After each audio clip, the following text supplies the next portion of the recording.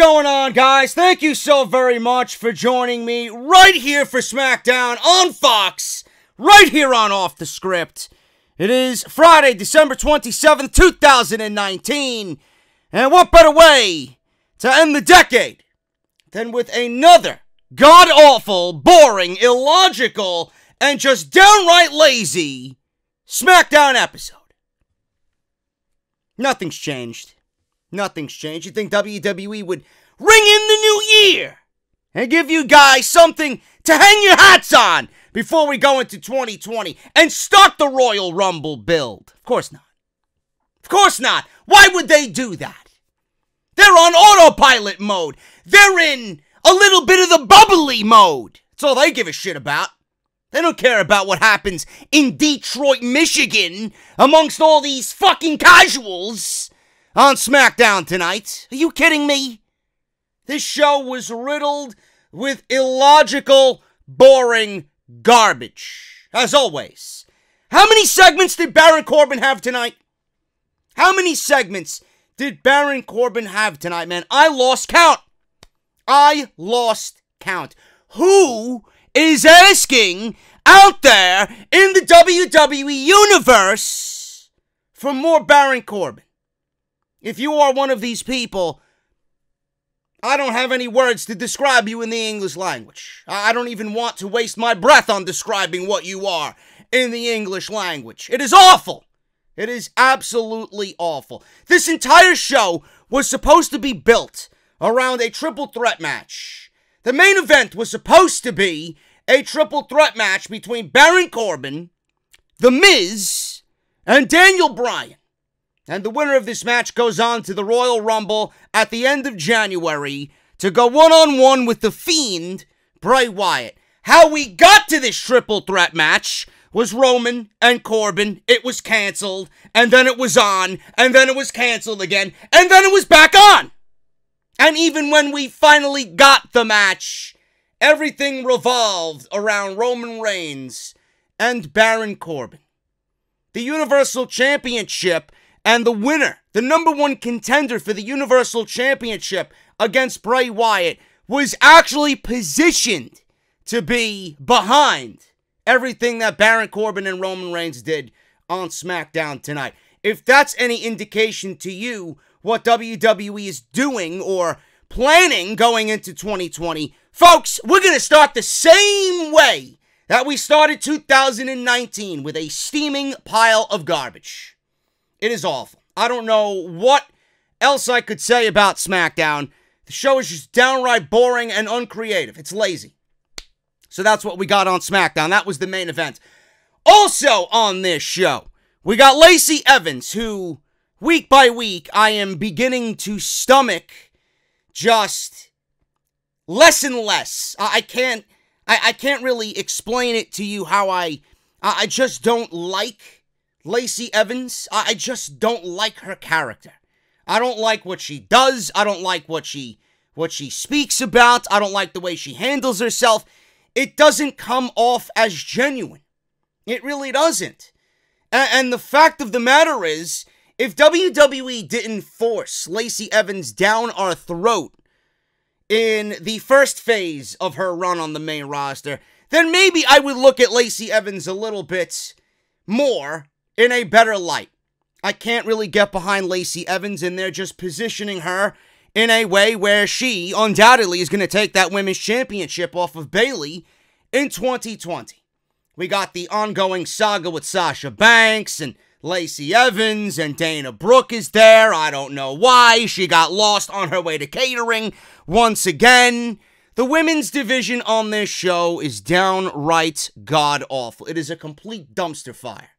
If we are getting Dana Brooke week in and week out, what could that possibly tell you about the direction of the women's division on SmackDown? They don't have any.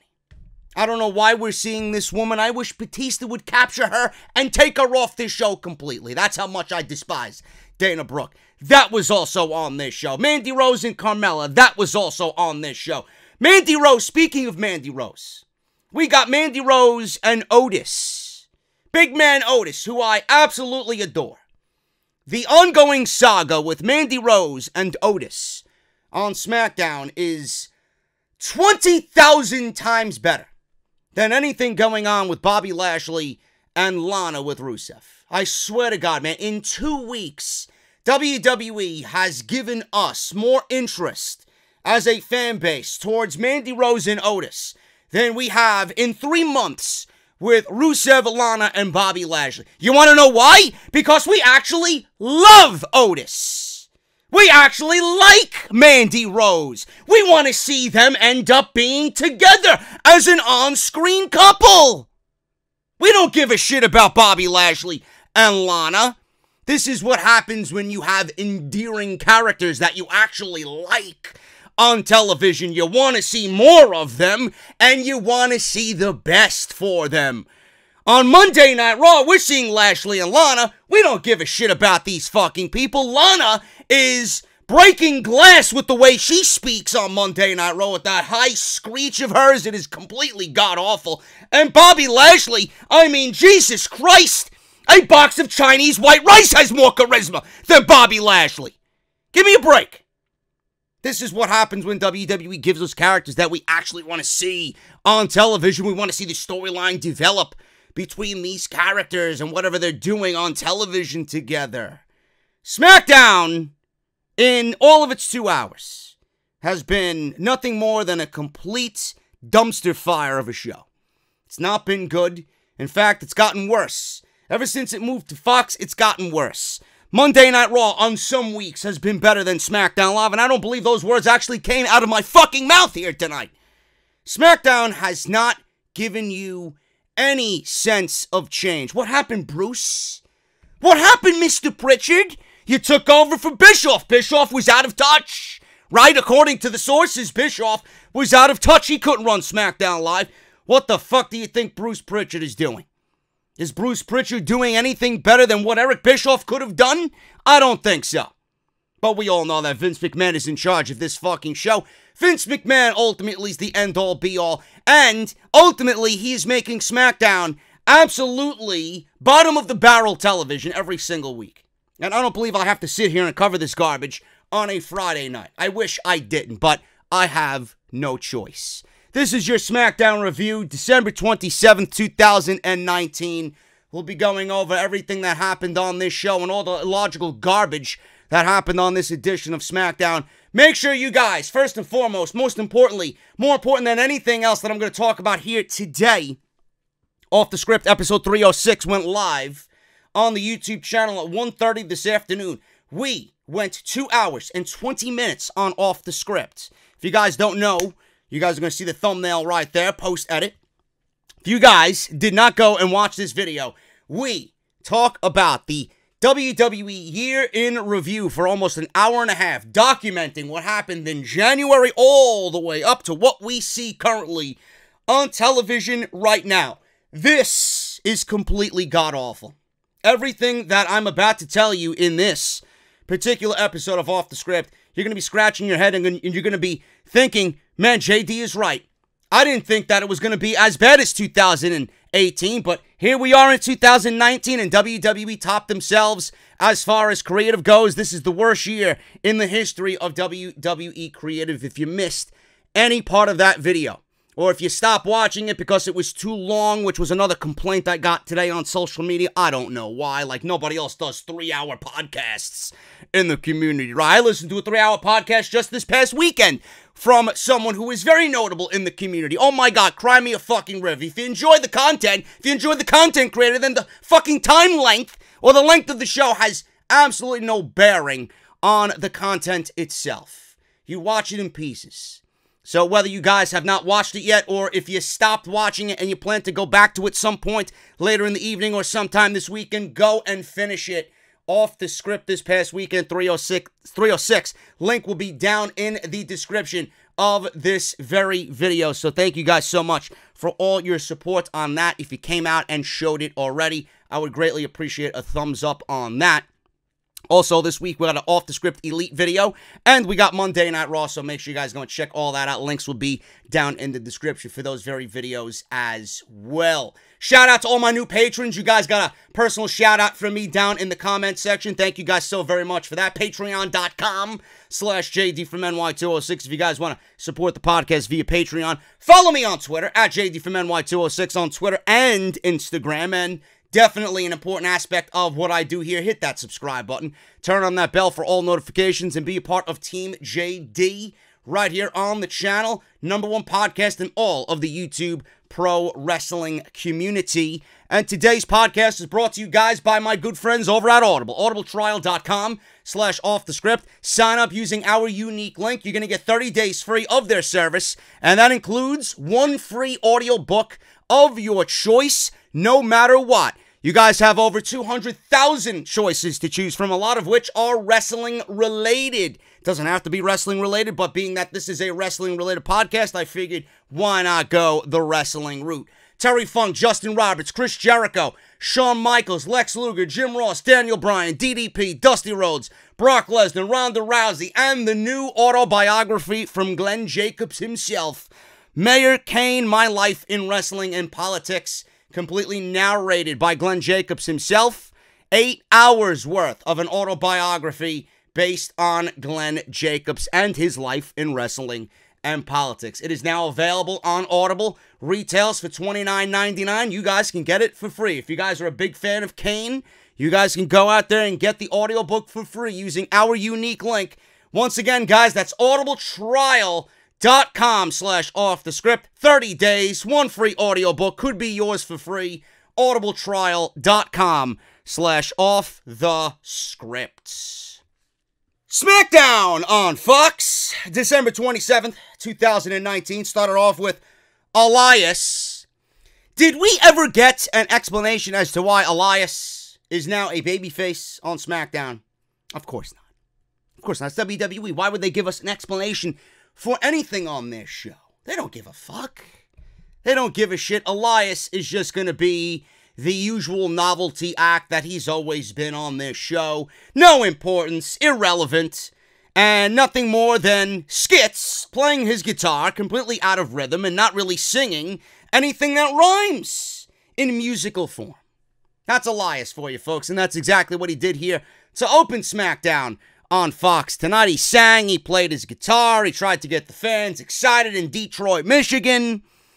There was a "We need Elias" chant, or I think he was singing that the fans in Detroit need Elias. Whatever, I was barely paying attention to this. Had to go back and really get some of the notes or some of the lyrics in this thing. Didn't really want to write all this down because, quite frankly, who gives a shit? He said in 2019, it has certain regrets. WWE has certain regrets in 2019, such as Bayley's haircuts. I actually got used to Bayley's haircut. It's not that bad anymore. At first glance, I was like, WTF, what's going on here? I got used to it. And being that she is paired with Sasha Banks, I mean, it kind of goes away. You just look at them as one and the same anyway. So they said, or he said rather, that WWE has regrets such as Bayley's haircut, Shane McMahon. Not only does WWE really have regrets, by the way? I was going to say, does WWE really have regrets on Shane McMahon being on television when they purposely put this guy on television? I don't think so. I know I have regrets watching this fucking show every week. How about that, Elias? Put that in the fucking song. He said that they are thankful that they don't have Bobby Lashley and Lana and their wedding on SmackDown. I could absolutely agree with that. Then he sang a preview of the show without any rhythm, like I said, without any rhyming to the fucking chords he was playing on the guitar. And he was pretty much the Street Profits on SmackDown, where they do their thing on Monday Night Raw. Elias was letting everybody know what was coming on SmackDown on Fox here in the opening with his song. I wish he told me, please pick up the remote and change the channel. You're not going to enjoy what you see. I would have gladly listened to him. Those lyrics were not available at the moment he was singing, so there you go. We got Daniel Bryan making his full ring entrance. We were about to get the triple threat match right away to start this show. I was wondering why, if this is the main event of the show, what is going to be in the main event of the show if this is opening the show? Really didn't make any sense to me right from the beginning. So Bryan's entrance took place. King Corbin, Burger King Corbin, comes out. He asked if the crowd wanted a Diet Coke or a milkshake with that. Corbin was carried out on his throne by his goons. And he said, while Bryan and The Miz have all been world champions who headlined WrestleMania before, Miz headlined WrestleMania against John Cena in one of the event's worst main events of all time. So I don't know if that really is an accolade you really want to boast about. It's an absolute disgrace that he even has to wrestle for the title match tonight because he beat Roman Reigns twice. Yeah, so did Shane McMahon. So join the fucking line, Mr. Corbin. So he said Bryan is a nice guy, but not championship material. But Baron Corbin is championship material, right? Daniel Bryan is not championship material, but Baron Corbin is championship material. Baron Corbin is channel-changing material. I would rather watch anything else and forget about Baron Corbin every single SmackDown that he's on. It is absolutely insufferable how they're forcing this guy into the main event. Not only the main event, but they're forcing this guy into your homes on SmackDown on more than one occasion every single week. This guy, on average, has about 3 or 4 segments every Friday. It's downright disgusting.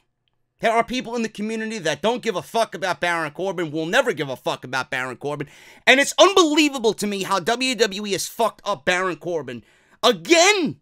He was about to get a shred of respect and credibility coming out of the King of the Ring. What did WWE do? They moved him to SmackDown Live. They didn't really focus on him winning the King of the Ring whatsoever. They didn't really even focus on him winning the King of the Ring to get this fucking title shot. They put Roman Reigns over the King of the Ring. What does that say about WWE's care about the King of the Ring tournament and Baron Corbin winning the tournament? They don't give a shit. They moved him to SmackDown Live and they feuded him with Roman Reigns to not only kind of keep Roman Reigns on ice and give him somebody that everybody overwhelmingly hates for all the wrong reasons, but it's their way of getting Baron Corbin in the main event as well, in hopes that the fans are going to take to this guy. WWE thinks that Baron Corbin in the main event, if they continue pushing him enough, is somehow going to make them some money in the end. That it's going to make them a new heel in the end. I think everything is working ass backwards for WWE. Baron Corbin, honestly, you look at him, he's got potential. Not going to take everything away from him, but he's got potential. But at the same time, WWE has forced him so much that I honestly think it's not the right type of heat that he's getting. He has the potential to play a good heel, but being that WWE has gone about this in the most disingenuous way, I don't think fans are really taking to Baron Corbin as, oh my god, I fucking hate this guy. I'm going to pay money to see Roman Reigns beat the shit out of this guy. I honestly think it's, okay, Baron Corbin's on TV. Where the fuck is the remote control? I got to see what's on the Holiday Baking Championships going into the new year. That's what I think. This guy is not interesting whatsoever. At all. Let alone getting a fucking world title shot. He beat Roman Reigns twice. Bryan's a nice guy. He's not championship material. He said The Miz plays an action hero in movies, but isn't an actual action hero. He said he is the only one able to beat Bryan. Suddenly, Roman Reigns' music played, and Baron Corbin was at ringside. He, I guess, fell off of his throne. His goons dropped him on the floor. Roman Reigns was standing behind Baron Corbin, who was frantically yelling at these guys for dropping him, and then there was a big brawl at the start of this match. Now, going into this thing, my mentality was, okay, we got Baron Corbin, Daniel Bryan, and The Miz. First off, the first thing that I see here is that it's overly predictable. There's no way The Miz is winning this thing. It's not going to be The Miz versus Bray Wyatt, or The Fiend, I should say. It's not going to be The Miz versus The Fiend at the Royal Rumble. Baron Corbin is not going to get a Universal Championship match against The Fiend because I would rather fucking douse my eyes with bleach than watch that match at the Royal Rumble. The only logical outcome here is Daniel Bryan. And we all know that Vince McMahon is stroking his cock over Baron Corbin nowadays. And The Miz is in there, so it's either one of those two guys getting the loss in this match. It's not going to be Baron Corbin. So The Miz is going to be the victim here, and he is probably going to take the pinfall. He's the odd man out because Baron Corbin's not going to have his shoulders pinned to the mat. So Bryan is going to pin The Miz was my mentality going into this match well before we even got to Friday. Then we got this Roman Reigns deal. Roman attacked Baron Corbin at the start of the show. I gotta be honest with you, it did come off at least a little bit like, oh, okay, this is pretty cool, right? They're continuing the storyline in an adult-like manner, minus the dog food, right? Roman Reigns wants to get revenge. Okay, it makes sense for him to come out there. But the one problem that I had is that it kind of took away from the overall vibe of why we were even here for this match. You're starting the show off with this number one contenders match because it's the most important thing going into this show. You start off with it, and then you give us Reigns and Corbin kind of taking away from that moment, kind of rendering the number one contendership in the Universal title match at the Royal Rumble second place. I don't like that. I don't like that. And this got progressively worse as the show went on. And the Universal Championship was actually placed well behind whatever Baron Corbin and Roman Reigns were doing on this show. So, Reigns was about to spear Corbin through the barricade, and he jumped the barricade. So we got Baron Corbin running away, and that was it. Sanjay Dutt and Adam Pearce came out to try and restore order, and Corbin was yelling at Pearce, they have to postpone this match because we have to do with what King Corbin says. You shouldn't even be in this fucking match. So why are you telling everybody and telling producers and agents that the match has to be postponed? You shouldn't even be here in the first place. Now, the reason that they gave us is he's here because of him beating Roman Reigns. Now, if they gave me a reason that, well, I won the King of the Ring, I deserve an opportunity at Bray Wyatt, then I would be a little bit more prone to saying, you know what, Corbin deserves a shot. But being that you gave me the explanation of him beating Reigns, that makes my opinion on this, get him the fuck out of there. He doesn't deserve a title shot if that's what he is using as an excuse. I beat Roman Reigns because of whatever reason, right? I beat Roman Reigns and I deserve a Universal Championship match at the Royal Rumble. Lame. Lame.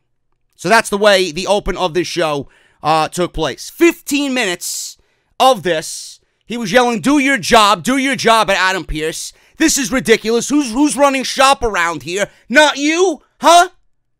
Yeah, Vince is running shop. 15 minutes to hype this match. We didn't get the match, and we got nothing more than Baron Corbin and Roman Reigns to start this and be placed ahead of whatever the number one contendership was going to be for the Universal Championship. Failure right from the gate on SmackDown. So they went to the announcers at ringside. They discussed whether the match should be postponed. Graves said absolutely it should be postponed because Corbin has been preparing for days so he could fearlessly lead SmackDown as the Universal Champion someday. God help our souls if that day actually comes. But being that Roman Reigns is being groomed for the Fiend at WrestleMania, I don't think... Can you imagine?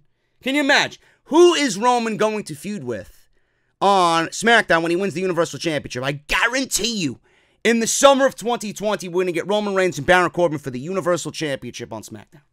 Telling you right now. Telling you right now. Also, I got to throw in, because I'm going to be mentioning this in nauseam for the rest of the fucking year going on into WrestleMania season. If WWE thinks Roman Reigns is going to continue this babyface run he's on without getting booed, and they're planning on booking him versus The Fiend, everything is going to blow up in their fucking face. Just call me JD Nostradamus at the end of the fucking WrestleMania season, please. JD Namus is what you're going to call me. I'm telling you right now, if they think that this is going to fucking work, I can't wait. I'll be watching with fucking sunglasses on, drinking a cold beverage as this thing blows up in their face. There is no feasible way Bray Wyatt is getting booed going into WrestleMania in a match against Roman Reigns.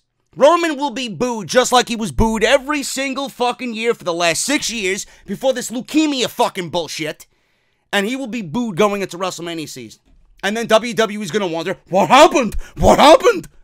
Yeah, what happened? You booked him against the fucking hottest guy in the entire company. That's what happened, you fucking blithering idiots. New Day. New Day. Kofi Kingston and Big E. With Braun Strowman versus Sami Zayn and Shinsuke Nakamura with Cesaro. 6-man tag. This was fun. This was cool. it really didn't do anything to get me excited because I knew right from the fucking opening bell why we were here. I knew why we were here. And why were we here, folks? Because Braun Strowman on one side, Nakamura on the other. This was merely set up to give you the perception that Braun Strowman deserves an Intercontinental Championship match against Shinsuke Nakamura at the Royal Rumble. Big Braun Strowman gets the hot tag. He took it to Nakamura with a clothesline. Braun Strowman charged Nakamura at ringside, checked him down with a shoulder tackle. Braun Strowman can run fast, folks. I'm not sure if you realize that. That's all he could do. Guy's fucking awful. Same with Cesaro. Sammy ran. Braun pursued him. Nakamura caught him turning the corner, hit him with a flying boot to the face. That looked cool. There was one part in this match where Cesaro, man, I love Cesaro. He deserves so much more than what he's been given right now. There was a moment on the outside where, you know, he tried to play a part in this match where he wanted to outsmart his opponent. So Kofi was on the outside and he European uppercutted Kofi Kingston, did Cesaro so hard that he went flying over the announce table in the most fucking brutal fashion. Flipped over on the announce table after that European uppercut. It looked fucking fantastic, man. We need a Cesaro singles push in 2020. And if you do that, please get rid of the fucking khakis that he's wearing. They look absolutely ridiculous. And what the fuck was Sami Zayn wearing tonight? That looked equally ridiculous. Now, I know he hasn't been wearing, maybe he forgot his fucking wrestling gear. Maybe he came to the arena tonight and realized, you know what? I'm just going to go and do my managerial work like I always do and like they've been giving me for the past couple of months. Now they have him wrestle tonight, and he must have forgotten his ring gear, because he looked ridiculous. I don't know whether he was wearing just black slacks or whatever the fuck he was wearing. Wrestling tights, long black wrestling tights, jeans. He looked ridiculous.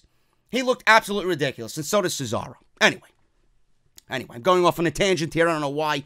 Braun charged Nakamura ringside, and Sammy was running around. Braun was pursuing him. Nakamura caught him with that flying boot to the face.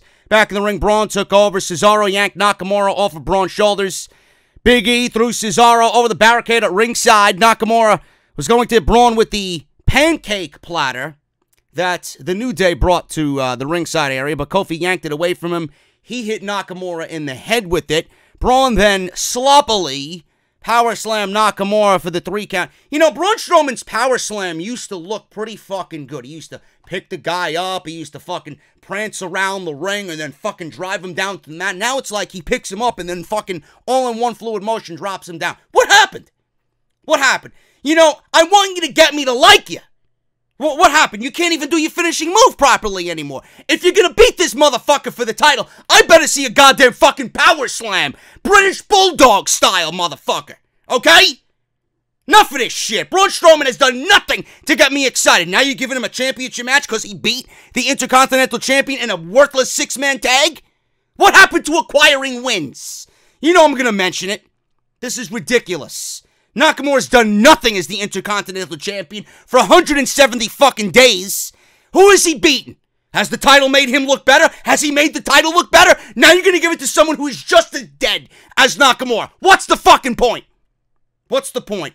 You want to give me the perception that he could finally win a big singles title, but the singles title that you're giving him is fucking as worthless as anything in this entire company. Goes to show you how Braun Strowman is being treated by WWE. You had one opportunity to give this guy a fucking world championship and have people get behind him legitimately, and you fucked it up. The guy never recovered from that. He should have beaten Brock Lesnar. If it wasn't going to be Joe, it should have been Braun Strowman at No Mercy. That's what should have happened. You didn't do it. You failed.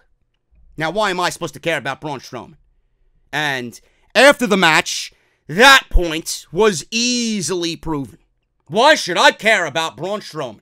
After the match, he pinned Nakamura with the power slam. Kofi said he wanted that scary music to stop, meaning Braun Strowman's theme music.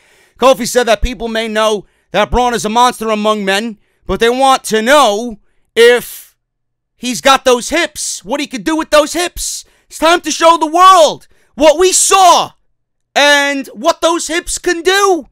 Big E and Kofi tried to get Braun to dance. So he pushed Big E into the corner, pushed Kofi into his corner, stood in the middle of the ring, and this guy started breakdancing in the middle of the ring, shaking his hips, doing some fucking wrist thing. I don't know what he was doing, but he was looking ridiculous all while doing it. This is supposed to be the monster among men. And I'm here to tell you, folks, the monster among men is dead. What we seen tonight, and please don't tell me JD lighten up. Please don't tell me JD it's the New Year's episode of SmackDown Live. Please don't tell me to have some fun and let loose a little bit and laugh. This motherfucker is labeled the monster among men. I don't want a second-rate Big Show in Braun Strowman. You already fucked this guy over more than once. Now I gotta see this guy breakdancing and shaking his hips with the fucking New Day? Monster among men? I ask where? I ask where? You know what I seen tonight? I seen the fucking pussy among men. That's what I seen. Yet you want me to buy into this guy as Intercontinental Champion. Blow me, Vince. Blow me. Absolutely fucking ridiculous. Braun Strowman dancing is the fucking... The sheer symbolism of this entire fucking company. A fucking comedy act.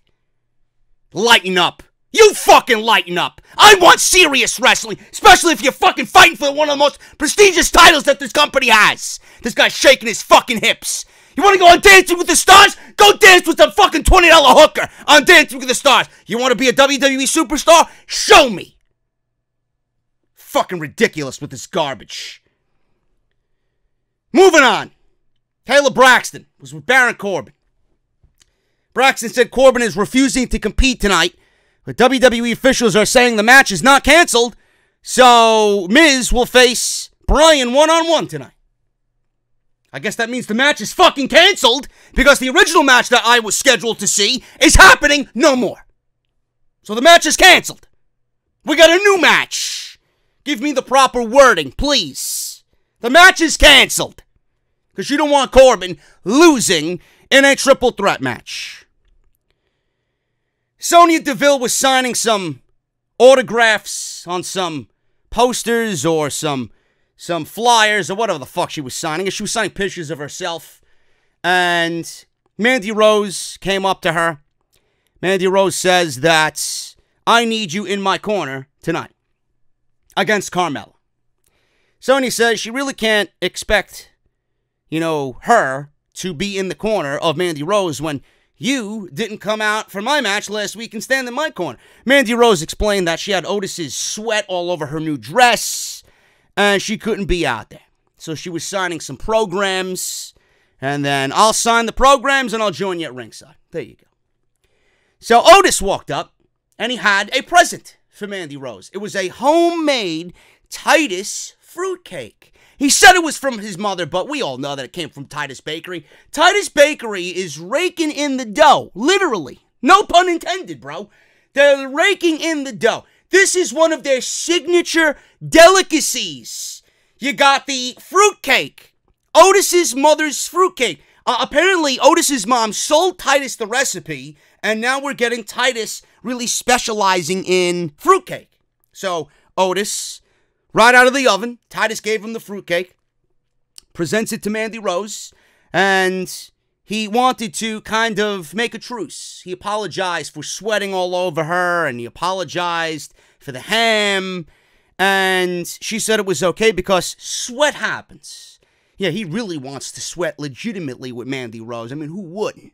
But Otis shook his head as he was hoping to make more of a pass at Mandy Rose. He wanted something more to progress. He wanted to say something, but he was too timid to say anything. And she's like, I have a match. We'll talk later. And that was pretty much it. This storyline between Mandy Rose and Otis is a fucking million times better than whatever they're doing with Lana and Bobby Lashley. I am genuinely interested because we love Otis.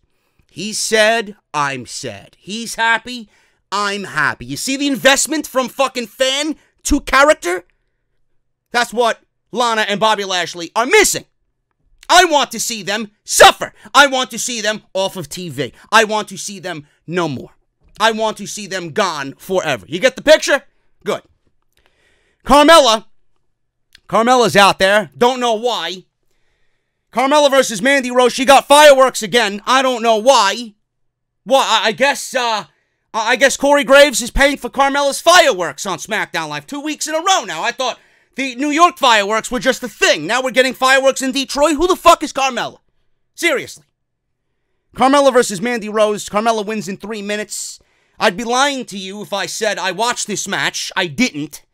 I didn't even go back and watch it. I'm taking notes from fucking Wrestling Inc. on this goddamn garbage because that's how much I don't care. Carmella kicked Rose with a super kick, and that was it. You want me to dive into the details of this match? It was fucking 3 minutes. What do you expect me to fucking divulge to you in 3 minutes? Like you give a shit, right? Carmella wins. Who gives a shit? Daniel Bryan versus The Miz. We got this match to start the second hour. The first hour was completely insufferable, so now we're starting the second match, finally, with something that actually matters on this show. This match went to a DQ. A double disqualification because Baron Corbin, he was pretty much in the zone here and said, this match is not taking place without me, and what he did was while Bryan and The Miz were starting their match, he sent his goons out there. The guys that carry him on his throne, he sent the guys that carry his throne out there to beat up both The Miz and Daniel Bryan, causing a double disqualification. That's what happened there. Kayla was backstage in Gorilla, watching Corbin and ex-Corbin. What was going on? Corbin said it was justice because the match shouldn't have been happening without him. Corbin said there's a rabid dog running around making this an unsafe working environment. Vince makes this an unsafe work environment every week for the fucking fans, never mind you and Roman Reigns. Kayla said Reigns was asked to leave the arena. Really now? Like, I believe that, right? Like Kayla Braxton, right? Yeah, you might have a nice smile, but you think I'm going to believe you in you saying that Roman Reigns was asked to leave the arena? Give me a break, honey. Corbin said if that's true, he'll enter himself back into the triple threat match. Clearly, Corbin was being played like a fucking fiddle. Bryan and Miz were running out of the ring, and as soon as they arrived out of the ring, attacked Corbin and some of his cronies, and they cut to a commercial break. So that was it. They were leaving the ring, and some of their, some of the Baron Corbin goons were attacking them, and there was a scuffle back and forth, and then the match was made for the main event. So we got this match. In the beginning of the show, it was canceled. Then we got Bryan and Miz. Then it was a double DQ. Then it was back on in the main event. On, off, on, off, on, off. Why? Why? I don't get it. I don't know who wrote this story. I don't know who thought this was a good idea for this show. But they wasted 15 minutes in the opening of this show. They wasted another 3 minutes for this match alone with Daniel Bryan and The Miz. And then they wasted another 2 minutes with the cronies and the goons attacking Bryan and The Miz. So we got 20 minutes wasted on something that should have solely focused on the Universal Championship #1 contender. I don't understand why you would take away from the priority here, which is the Universal Championship, all for the sake of Baron Corbin and Roman Reigns. I want to tell you guys something, and I mean this wholeheartedly. This was 25 minutes of wasted television. Just telling this story on, off, on, off, on, off with this match. Do you want to know why WWE did the on, off thing all through this show to get this match ultimately in the main event anyway? Do you want to know why? They had no idea what to book for 25 minutes on this show, so they decided to run this shit into the ground, stretch it out as much as they possibly could, and ultimately just give you the match in the main event, which was originally scheduled to be the main event in the first place. They played games all night because they were too uncreative and so fucking lazy on the last show of the year to write anything fucking important, that they wasted 25 minutes of your life with this storyline on, off, with Reigns, Corbin, and the triple threat match for the Universal Championship. Any more questions? Class dismissed. Moving on. A moment of piss, meaning that I went for a moment of piss. It also describes this fucking talk show. Alexa Bliss walked out with Nikki Cross. Man, the SmackDown Women's Division is fucking thriving, folks. Lacey Evans, right? Carmella, Dana Brooke. Who else? This women's division is absolutely god-awful. A complete fucking dumpster fire of a women's division. How the fuck are you going to get me to care about a women's division when I see Dana Brooke on fucking TV every single week? She's a gymnast pretending to be a pro wrestler. I see nothing from her that reeks of pro wrestling. I see flips, I see cartwheels, I see the back elbow that I see every fucking week. Does she do anything wrestling related? Can she even properly apply a headlock correctly? I don't know. She can't even run the ropes from what I see correctly. Why is she in the ring and why is she being given 5-year contracts? 5-year contracts for what? To be a fucking napkin folder in Titus Catering? Don't text me. Jesus Christ. Anyway. You got Alexa Bliss out there. She introduced Lacey Evans as her guest. Oh, joy. Oh, joy. I think at this point I went to go do the dirty dishes that were in my sink. Bliss, who's getting her own podcast that I can't wait for, man. I can't wait to use it as a sleep aid in the middle of the night. Can't wait for that pilot episode, Miss Bliss. Do you like Guatemalan or Sumatra? I can't wait to hear it. Bliss asked about Sasha Banks taunting her 6-year-old. She said of course she would, as it was a fucking inside dig and a snide remark against Sasha Banks, because you know they don't like each other. You know they don't like each other, so Alexa Bliss got to play it off. Of course she did. Yeah, of course you're garbage, Alexa Bliss. So Sasha Banks was taunting her 6-year-old daughter. Lacey said Sasha crossed the line that you simply do not cross. She said her daughter means everything to her, as she should. You're not giving me any new information here, Lacey. She said she snapped because the last thing you do is mess with a child. She said Mama Bear mode came out. She said there's nothing she would not do to stop anybody who gets between her and her baby, and Sasha put herself there. She said if they didn't pull her off of her last week, she wouldn't have walked out of the arena. Lacey said she wouldn't turn her back and allow herself to be attacked from behind by two nasty things who lack the ability to be role models for anyone. Sasha Banks and Bayley aren't role models to anyone. I mean, if you're going to put that in the fucking script, you know, you should really think about what you're doing and saying that they're not role models to anyone or anything. I mean, aren't these two women at the forefront of the reason why you're a part of the women's revolution? That sounds like a pretty damn influential person to me, Miss Evans. Think before you put something in the script to have these fucking idiots go out there and recite to a bunch of fucking idiots in Detroit, Michigan. Ridiculous. I hear that and it fucking makes my ears steam. Sasha Banks and Bayley, no matter what's going on in this storyline, aren't influential. They don't influence anybody. Seriously, they're not role models? They're role models to every single woman out there aspiring to be a pro wrestler. Give me some sort of realism. That is ridiculous garbage that no one is going to believe. Seriously. Or maybe I'm just too smart to watch this fucking garbage. Written by 6-year-olds. Maybe this show was written by Lacey Evans' daughter. She said what she's doing is no excuse. And she's going to head to the ring. She's ready for a fight. I'm done with this nonsense. Yes, so am I. I say that every fucking week, yet I'm still here. Dana Brooke. How this woman signed the 5-year... I would love to know who moderated this fucking contract sign. Who looked at Dana Brooke and said, we'll give you 5 years. I wouldn't even give this woman another 5 minutes. I don't get it.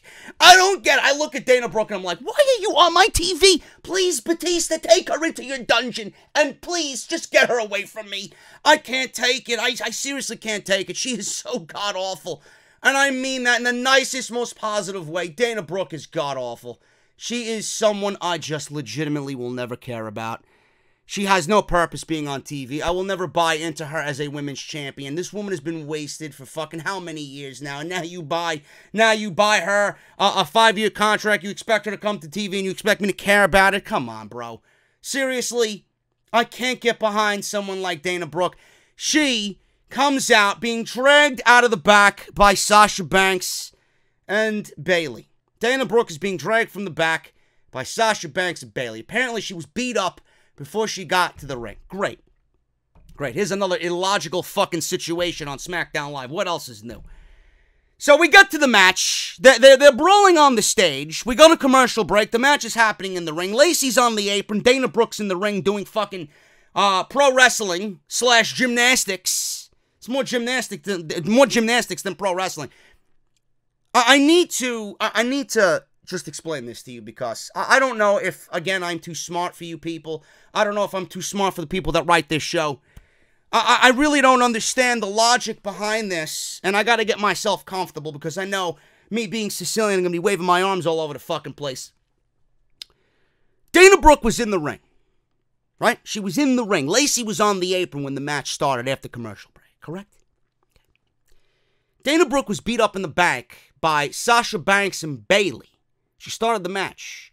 You mean to tell me after a pre-match attack in the back where Dana Brooke was dragged through Gorilla out to the stage before this match started, she started the match. You mean to tell me that Sasha Banks and Bayley, given the caliber of both of these women, right, that they could not put Dana Brooke away right then and there after a pre-match attack where you dragged this woman out from the back to start the match? You mean to tell me that Sasha Banks and Bayley could not put away Dana fucking Brooke?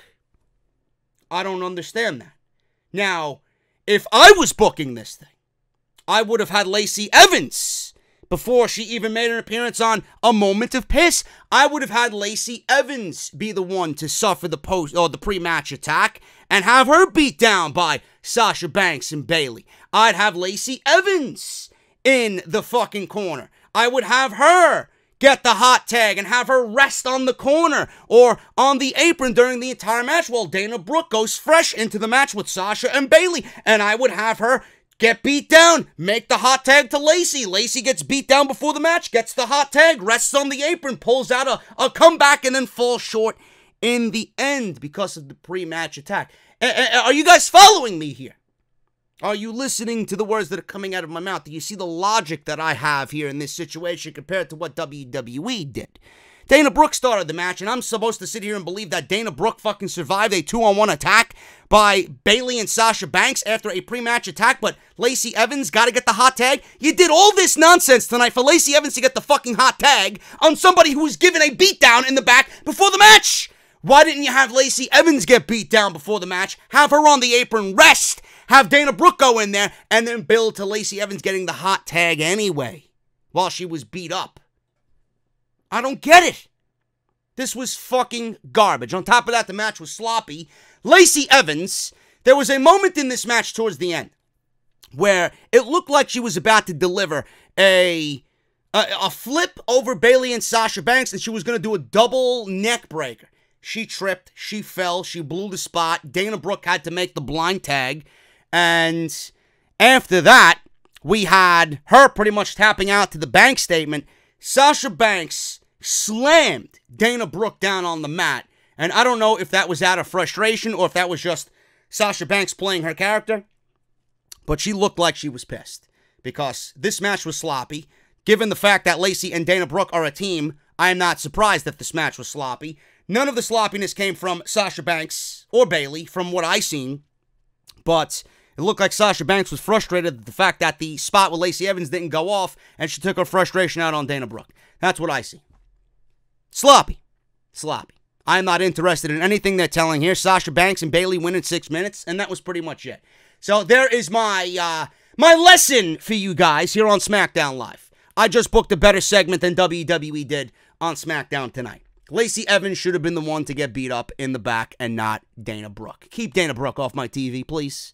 This women's division is fucking insufferable.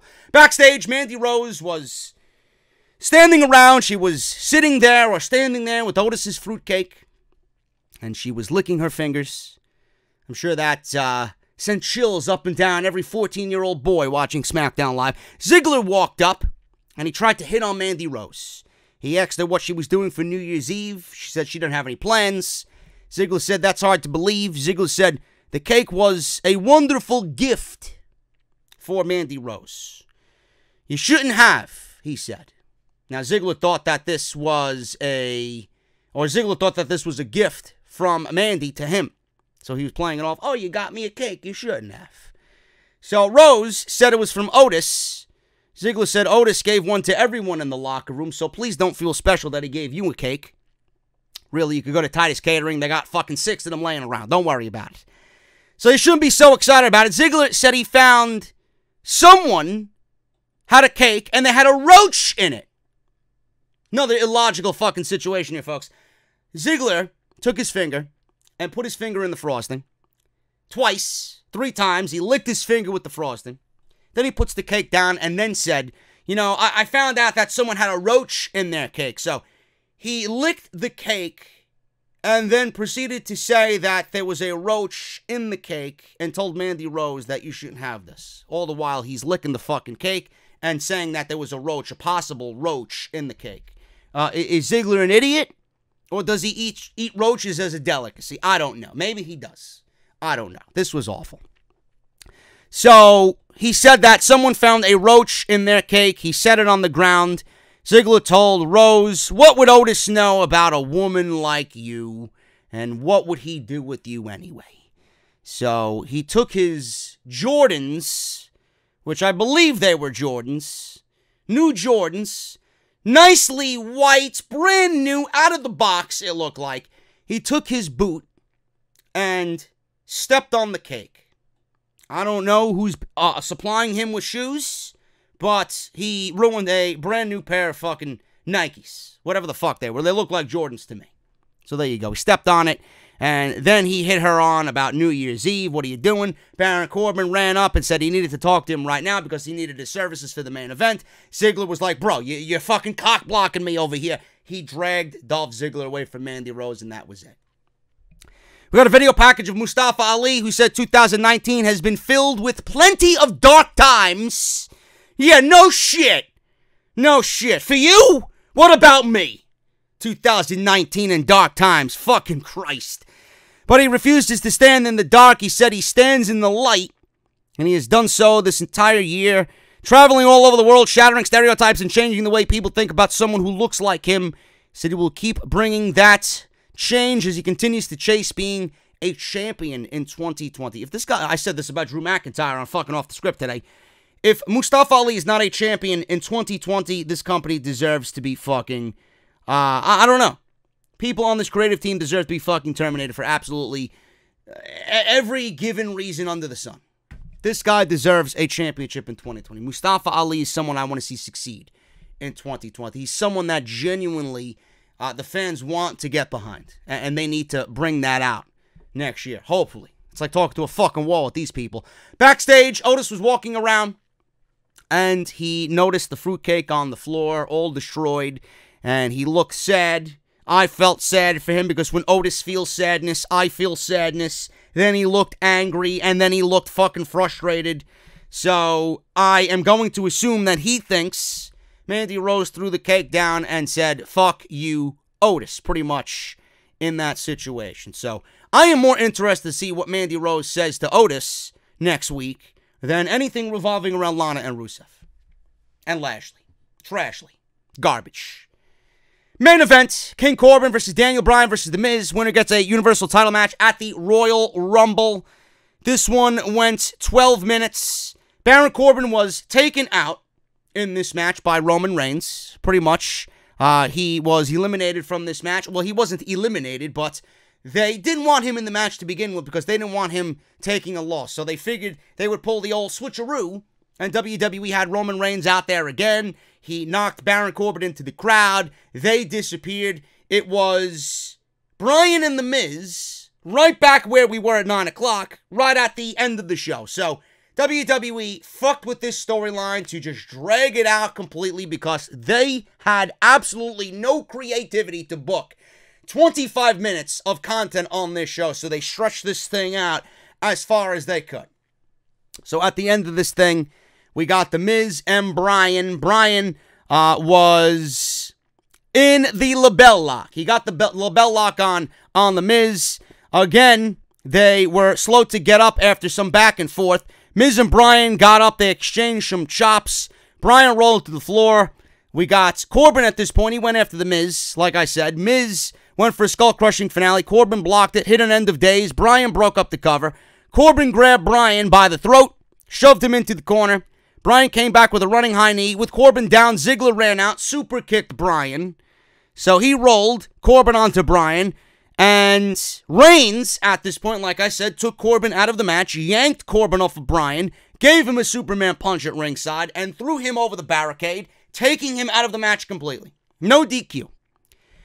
So we got a commercial break. Reigns and Corbin brawled to the back, said Michael Cole, so that was it. The match would continue without him, of course, because they didn't want Corbin to take a loss here. Miz and Bryan fought back and forth. Late into the match, Bryan applied the label lock, but the Miz bit Bryan to break himself free. He applied a cattle mutilation, and Miz tapped out. So that was it. At one point, we had the figure 4 on Daniel Bryan as well, and they went back and forth, trading submission holds at the end of this thing. It was decent for what it was between Bryan and The Miz, but I just can't buy into The Miz, man. I really can't buy into The Miz. I don't know what it is about him.